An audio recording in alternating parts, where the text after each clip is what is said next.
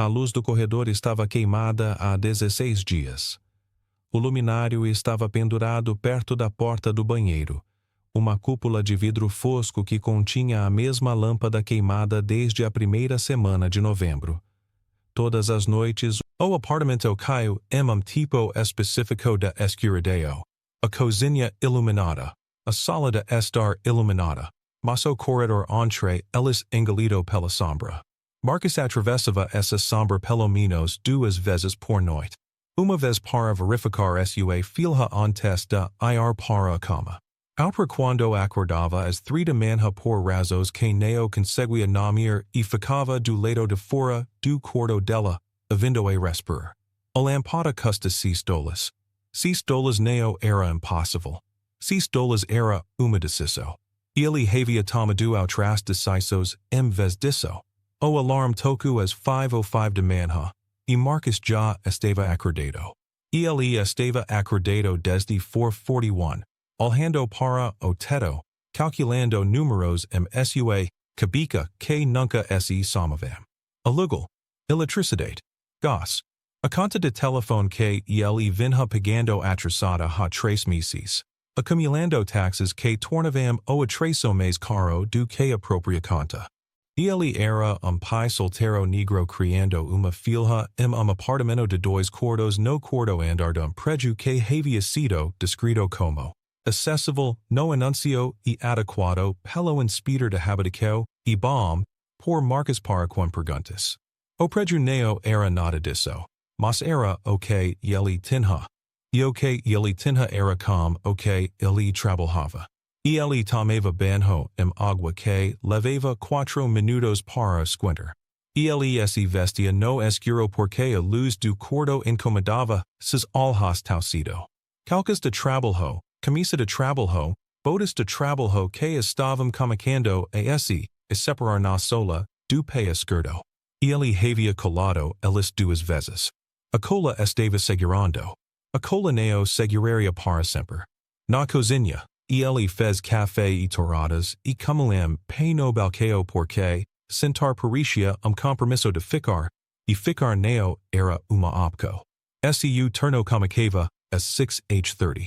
O ônibus levava 31 minutos. A caminhada de parada de ônibus levava 9. Ele havia calculado esses números tantas vezes que se tornaram parte dele, como su batimento cardíaco ou sua respiração. Às 5:38, ele escreveu uma nota para sua filha e disse na mesa, café de manhã na geladeira, dinheiro do ônibus no balcão. Me mande uma mensagem quando chegar na escola. Ele parou no corredor. O corredor escuro. E algo dirico à porta do quarto dela. Fechada. Silenciosa. Ela tinha 11 anos e dormia como estivesse escondendo de algo. Ele saiu sem acender mais luzes. O centro de distribuição onde Marcus trabalhava era prédio de concreto na borda de parque industrial, cercado por outros prédios de concreto que todos pareciam iguais. Caminhos iam e vinham. Empilhadeiras apitavam. Homens de colite moviam caixas de lugar para outro, e Marcus era desses homens. Su trabalho era classificar. Paco deciam por uma esteira. Ele lia os rochelos e os colocava nas lixeiras certas. Neo era difícil. Neo era interessante. Era constante. E constante era o que pai solteiro negro precisava quando a estabilidade era tudo o que separava sua filha do tipo de instabilidade que ele havia visto destruir outras famílias. Su supervisor era uma mulher chamada Diane, que fazia esse trabalho há 22 anos e falava em frases curtas que não esperavam resposta. 103 hoje. Intervalo às 10. Hora extra no sábado se você quiser. Marcus sempre queria. Hora extra significava tempo e meio. Tempo e meio significava que os números em sua cabeça estavam pouco mais próximos de esse somar. Ele trabalhou pela manhã sem parar. Suas mãos se movendo automaticamente. Sua mente outro lugar. Ele pensou sobre a luz do corredor. Pensou sobre os $6. Pensou em sua filha, Kela, que havia parado de falar no jantar três semanas atrás e comunicado a impor a comida su prado como se estivesse resolvendo quebra cabeça que neo tinha Às 10:15, ele fez uma pausa no canto do armazém onde as máquinas de venda automática zumbiam e o ar cairava a poeira e papeleo. Ele não compra nada das máquinas. Sentou-se uma cadeira de plástico e olhou para o celular. Uma mensagem daquela, na escola. Ele respondeu bom. Tenham bom dia. Ela não respondeu. Ela nunca fazia mais isso. A liga que o veio às 14:47, enquanto Marcus estava na esteira 4, separando pacotes para a correria de tarde. Su celular vibro su bolso. O que era contra as regras, mas não era fiscalizado. Ele checou rapidamente, protegendo a tela de vista. Eastbrook Elementary, dizia o identificador de camadas. Su estimego se aperto. Ele se afastado esteira. Encontro canto tranquilo e atendo. Senior Turner? Aquia SRA a conquo de Eastbrook. So a conselheira de escola. Aquela esta bem? Ela esta bem. Fisicamente, ela esta bem. A pausa que se seguiu foi passada. Mas eu queria falar com você sobre algo que acontece hoje. Você tem momento. Marcus olhou para o cinto, para os pacotes se acumulando, para dian observando, do outro lado do armazém com uma expresso, que ainda não estava brava, mas estava caminhando nessa dirico. Eu tenho momento, ele disse. Kela estava envolvida incident durante o almoço. Outro aluno é acusado de pegar dinheiro da sua mochila. $2. Marcus fechou os olhos. Ela pegou. Ela diz que não. O outro aluno tem certeza de que ela pegou. Não temos provas de nenhum dos lados, mas a situação crio alguma tensão, e eu queria que você estivesse ciente. O que acontece agora? Nada oficial, já que não podemos confirmar o que aconteceu. Mas eu gostaria de me encontrar com você. Amanhã de manhã, se possível. So para conversar sobre como que ela tem estado ultimamente. Os professores dela notaram algumas mudanças. Mudanças? A palavra fica no peito de Marcus como uma pedra. Ele sabia sobre as mudanças. Ele os tinha visto acontecer. O silêncio no jantar. A porta do quarto fechada. A maneira como ela carregava a mochila para o quarto agora em vez de deixá-la na porta de frente como costumava fazer. A que horas? Ele perguntou. Você poderia fazer às 19:45? Su turno comunicava às 18:30. Ele precisaria pedir para comunicar mais tarde. O que significava perder uma hora e 15 minutos de pagamento. O que significava que os números sua cabeça precisariam ser recalculados novamente. Estarei lá, ele disse. Ele desligou. Diane ainda o observava. Ele voltou para a esteira e continua a classificar suas mãos se movendo enquanto sua mente permanecia em outro lugar completamente. Naquela noite, Marcus fica do lado de fora da porta do quarto de Kela por longo tempo antes de bater. O corredor estava escuro. Sempre estava escuro agora. Ele podia ver a luz vazando debaixo da porta dela. O que significava que ela estava acordada. O que significava que ela provavelmente estava fazendo lição de casa. Ou fingindo fazer lição de casa. Ou fazendo algo completamente diferente que ela não queria que ele soubesse. Ele bateu. Sim? Ele abriu a porta. Ela estava na cama com livro aberto na frente dela. Mas os olhos não estavam na página. Ela o olhava com uma expressão difícil de ler.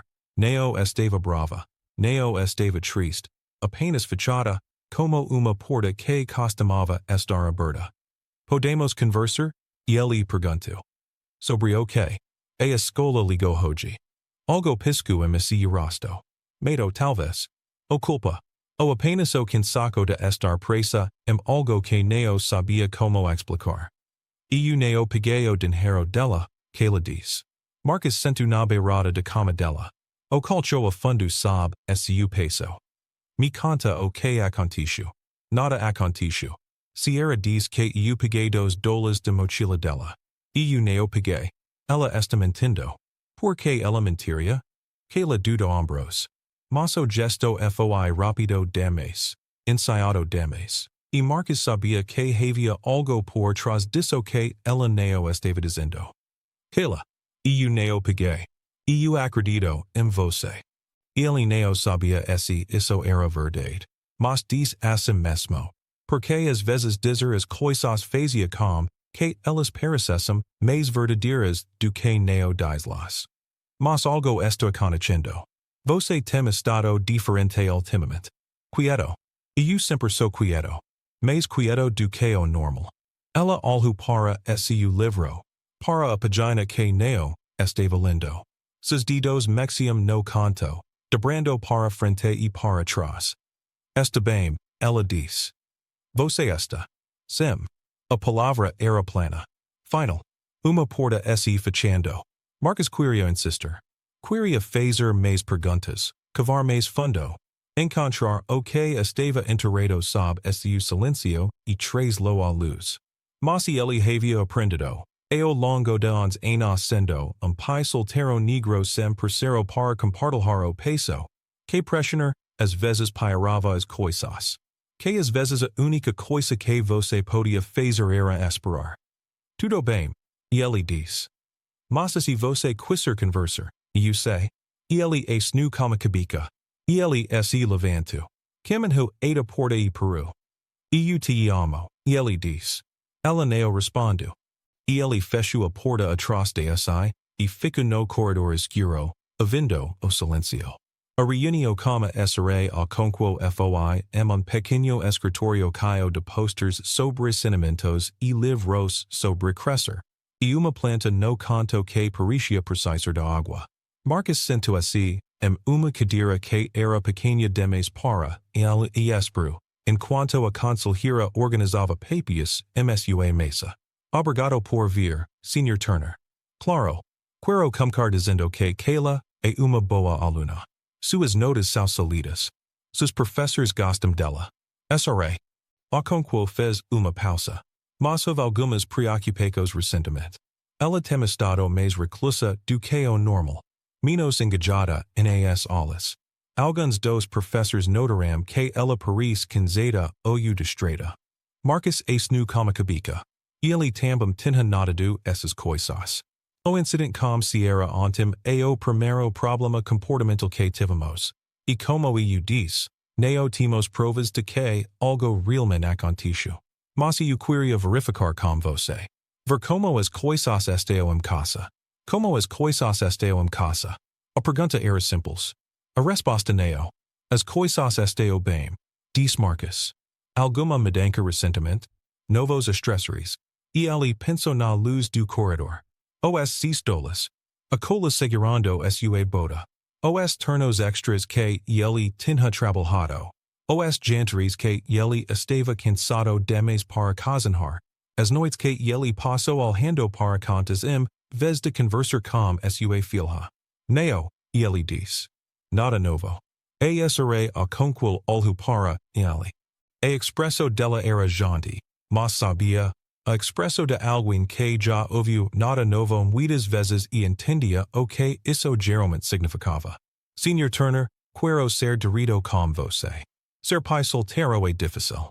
Ser pai solteiro negro é sistema que nem sempre ouvi ou o apoia. Isso é ainda mais difícil. Se houver recursos de que você precisa, se houver coisas como as que a escola possa ajudar, estamos bem. As palavras serão mais cortantes do que ele pretendia. Ele suavizou a voz. Agradico a preocupação. Mas estamos bem. Que ela está passando por algo. As crianças passam por coisas. Vou conversar com ela. Claro. Será a conquo lhe entrego cartão. Se você precisar de qualquer coisa. Por favor. Não hesite entrar contado. Marcus pegou o cartão. Ele o coloca no bolso. Ele apertou a mão dela e saiu do escritório. Atravessou os corredores da escola e saiu para o ar frio de manhã. Ele estava 45 minutos atrasado para o trabalho. Dian neo dis nada quando ele chego. Ok foi pyre do que esse ela tivesse dito algo. Ele organiza pacotes 8 suas maus dorem esua, ment ficar silencio. No sábado, Marcus trabalhou horas extras. 8 horas em vez do turno habitual, tempo e meio, o que significava que os números estavam mais próximos de funcionar, mas ainda não funcionavam completamente. Ele chegou em casa às 17h30, exausto de uma maneira que além de seus músculos, e encontra Kayla no sofá assistindo televisão com o volume baixo. Oi, ele diz. Oi. Ele esse santo ao lado dela.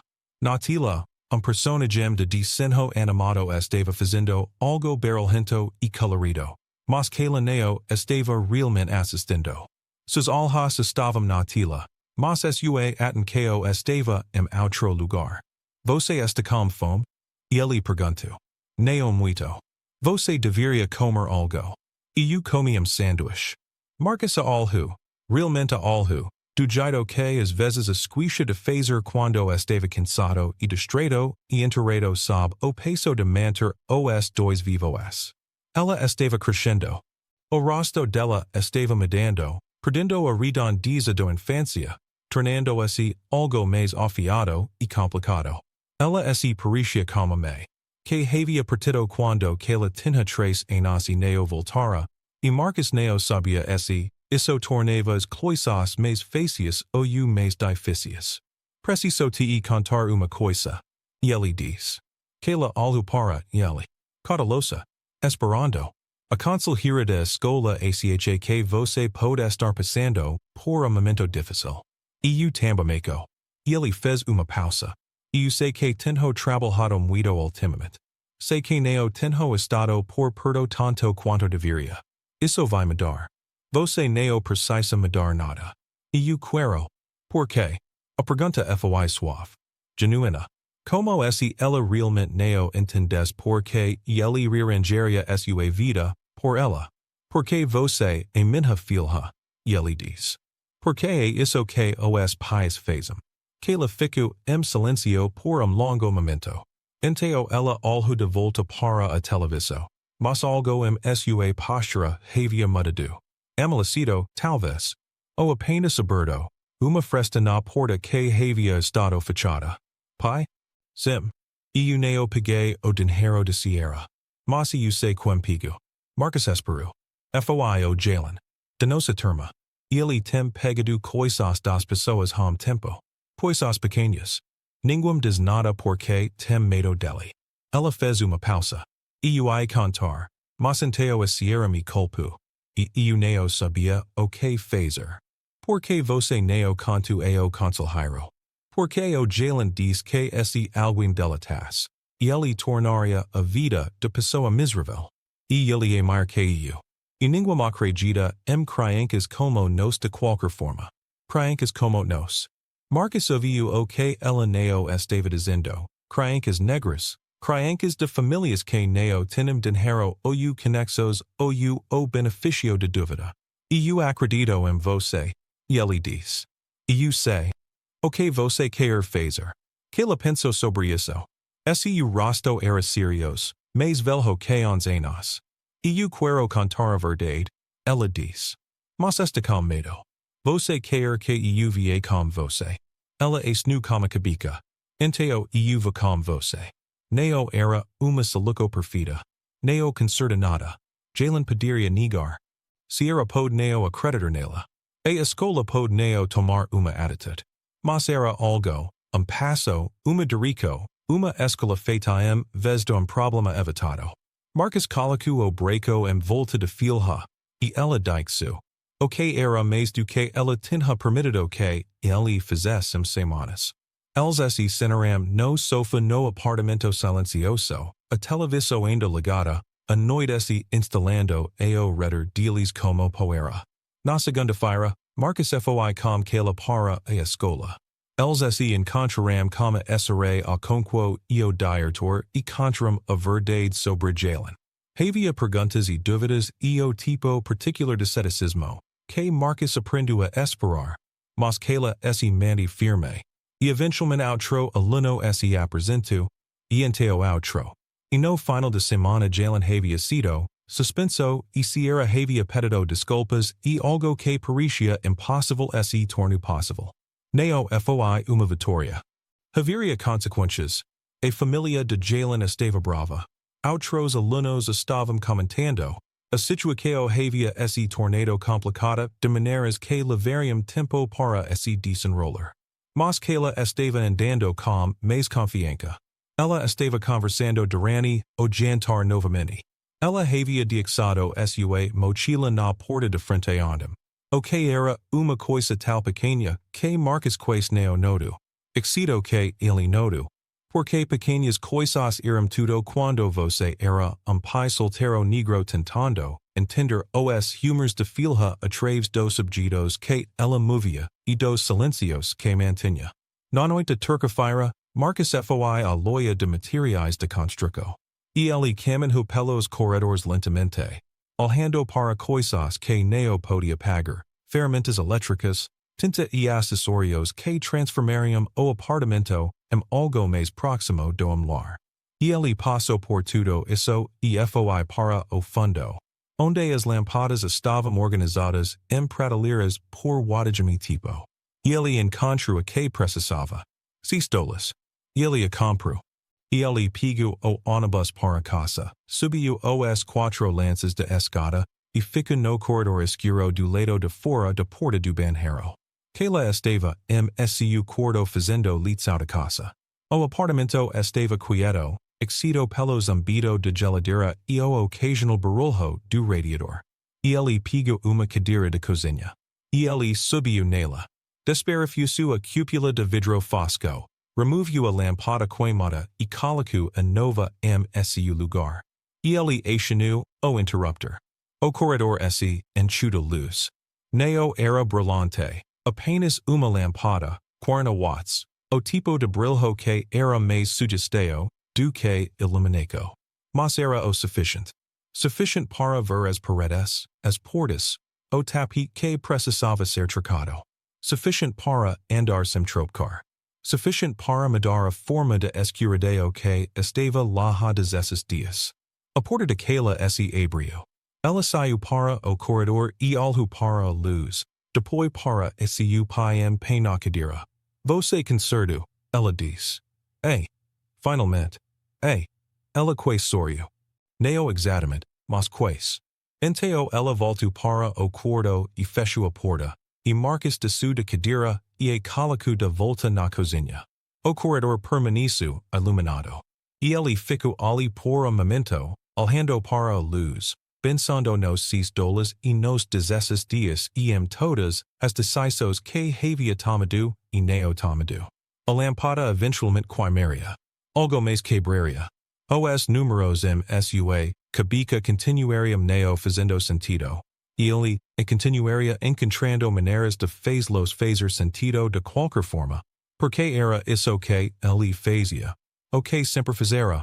O que continuaria fazendo enquanto que ela precisasse dele. E ele apagou a luz de cozinha. E ele apagou a luz de sala. E ele caminhou pelo corredor. O corredor iluminado. E parou em frente à porta de filha. E ele não bateu. Não precisava. E ele apenas ficou ali, na luz, e ouviu ela respirar.